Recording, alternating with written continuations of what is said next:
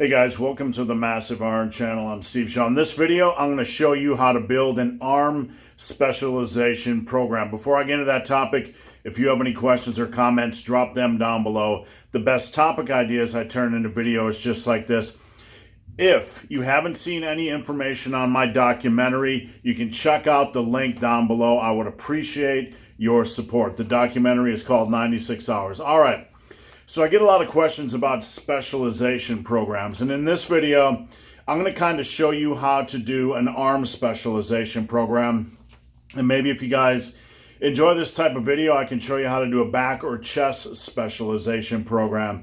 I'm going to dive into it. Let's say your arms are struggling, they're not quite up to par. You want to spend a period of time doing an arm specialization program. Here are some things you need to know. Now, when you're going to dive into a specialization program, it means you generally are going to add more volume and more focus temporarily on a specific body part or a couple different body parts. In this case, we're going to focus more on biceps and triceps.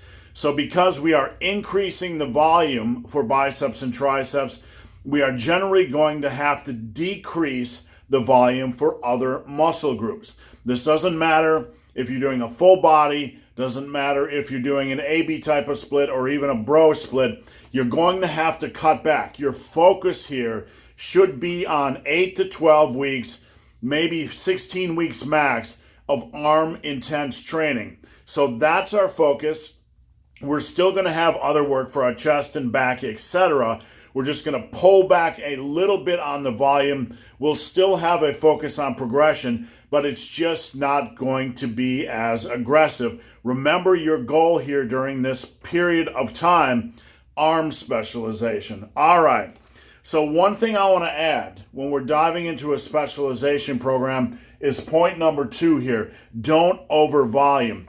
You want to add some intensity, you want to add some volume, but don't go crazy, okay? If you go crazy with volume, it's basically going to be at the expense of progressive overload. So we want to have an increase of volume, but what we want to do here is have a wise increase in volume, something that's not going to lead to overuse injuries, something that's not going to jack us up or increase the likelihood of strains, tears, etc. All right, so number 3 here, the point I have is we are going to attack the arms with many different prongs of hypertrophy, all the main things that matter when it comes to hypertrophy or the muscle building process. We're going to increase volume. We're going to have a focus on progression. We're going to use a variety of exercises, rep ranges, and techniques. And that's going to involve maybe some pump work, and that's going to probably involve some form of rest pause. Pump work or rest pause work kind of fall into the same category. All right, so what I did here was put together an example. This is only one way to do things. You have your biceps and your triceps, this information right here. Now, what we're going to do is I have a volume section where it's going to be heavier volume, okay? You're going to do, for biceps, you're going to do dumbbell curls, 5 sets by 8. They can be seated, standing, alternating, doesn't really matter. And for triceps, we're going to do something like close grip bench press, 5 sets by 8. You're going to have a defined progression approach. You can do that however you want. Basically, the way I recommend doing it is on your last set, pushing that set for as many quality reps as you can. If you hit more than 2 above your goal, which is 8, so if you hit 10 or more on that last set, then move up in weight. So on close grip bench press, let's say you're doing 5 by 8 with 185. You'll do 185 by 8, 185 by 8, 185 by 8, 185 by 8. And on your last set, you do as many reps as possible. Let's say you get 12. Then you move up to 190 next weekend. So we have heavier volume to lead off the game. All right, so next, I've worked in some rest pause work, which is basically pump work, but rest pause work increases the average quality for your reps. This is going to be brutal, but it's a great way to follow up heavy volume.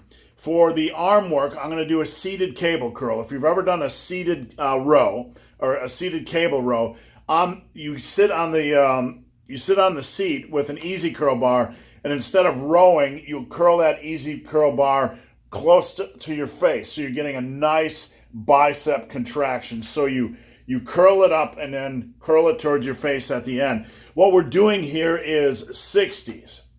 What that means is you're going to put a weight on the seated cable station and you're going to get to 60 reps, resting as needed. Okay, you might knock out 12 reps. You need a 10 to 15 second rest. Then you get back at it and you do 8 reps, and then you need a little bit of rest. You just keep going until you hit 60 total reps with that weight. Doesn't matter how long it takes you, but when you are fatigued, you rest only briefly. You rest only briefly and enough to get back at it. You could also do block type of training where you do as many reps as you can in 2 minutes or 3 minutes with a given weight. All right, over on the tricep side of thing, I have skull destroyers, 2 sets by 40s. Now, a skull destroyer is 2 to 3 reps of lying tricep extensions or skull crushers, and then 2 reps or 3 reps of close grip bench press. So you keep alternating 1, 2, 3, 1, 2, 3, and you keep going till you hit 40 total. If you have to rest with the bar on your chest, go ahead.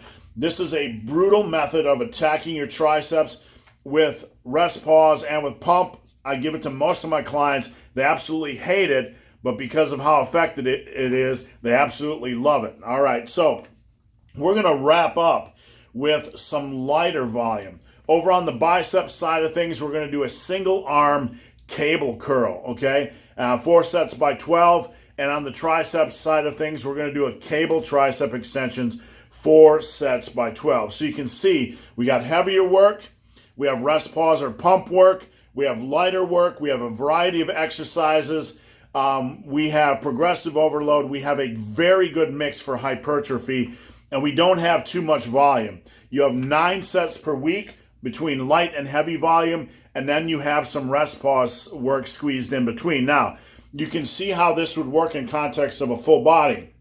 You can do 1 exercise each of the given days of a full body routine.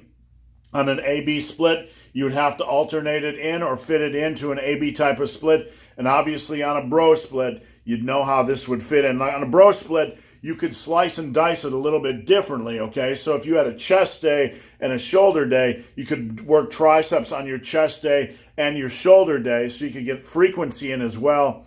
On a bro split, you could also add in your biceps on legs day and on back day and get a little bit of frequency and overall weekly volume as well. So this is a basic primer on how to do an arm specialization program. So guys, hope this video has been of some help. If you have any questions or comments, drop them down below. If you made it this far in this video and have yet to subscribe to my channel, please do. I'd appreciate the support. So guys, as always, thanks for watching. Have a great day.